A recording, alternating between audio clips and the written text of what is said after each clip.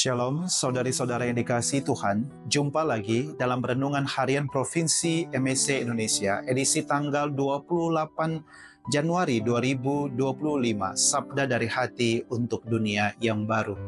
Saudara-saudaraku yang dikasihi Tuhan, hari ini gereja secara universal merayakan peringatan wajib Santo Thomas Aquinas, imam dan pujangga gereja. Dan Santo Thomas Aquinas ini juga digelari sebagai Doktor Angelicus, yaitu pujangga malaikat, yang dikatakan dalam cerita ketika dia menuliskan sesuatu tentang Kristus, dia pun dibisiki oleh malaikat pelindungnya. Maka tidak heran dia digelari sebagai Doktor Angelicus, sebagai pujangga malaikat.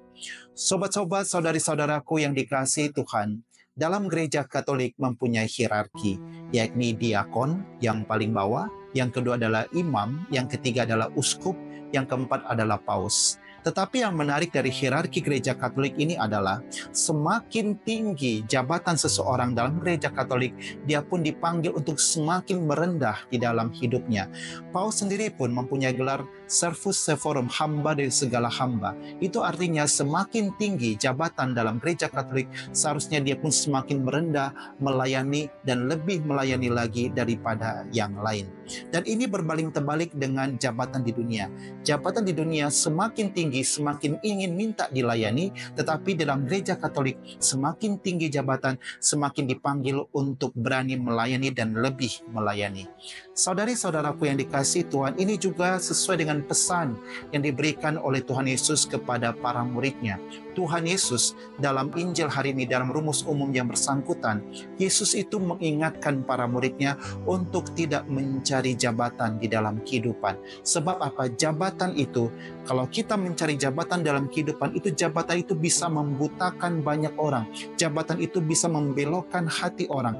Jabatan itu bisa membelokkan hati seseorang yang pada awalnya adalah tulus dan murni, karena jabatan dunia yang dicari, akibatnya itu bisa membelokkan banyak hal.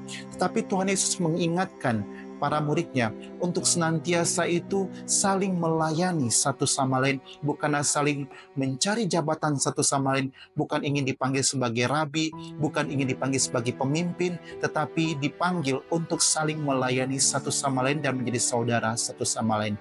Dengan saling melayani satu sama lain, seharusnya orang yang melayani itu, harusnya dia itu pun semakin dikenal oleh banyak orang, maka namanya pun semakin harum dan semakin ditinggikan.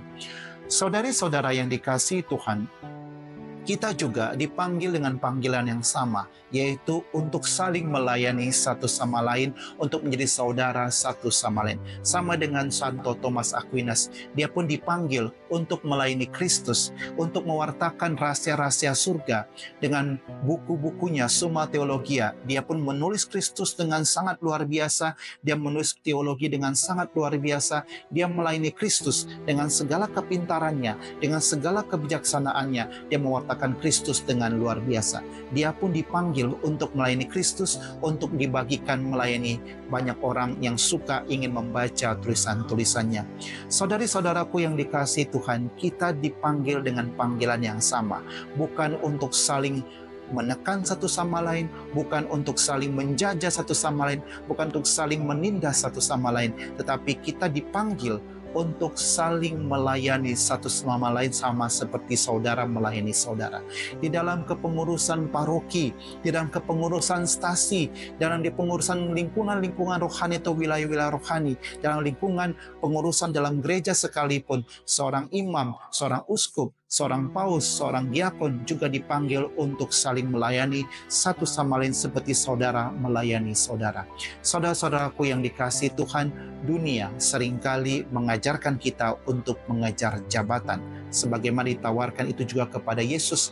Ketika Yesus digodai di padang gurun, setan juga menawarkan kuasa jabatan kepada Tuhan Yesus. Tetapi kita ingat, kuasa jabatan itu malah membuat orang bisa lupa diri, hatinya bisa tertutup dan bisa punya keinginan untuk menindas, bahkan menekan orang lain. Tetapi kita dipanggil untuk saling melayani, saling merendahkan hati satu sama lain, dan melayani saudara sesama dengan saudara yang lain. Mari kita laksanakan itu dalam kehidupan kita, dalam kehidupan menggereja, dalam kehidupan berkeluarga, dalam kehidupan masyarakat dimanapun kita orang-orang Katolik dipanggil untuk saling merendahkan hati, saling melayani saudara dengan saudara yang lain. Shalom, Tuhan memberkati Anda semuanya.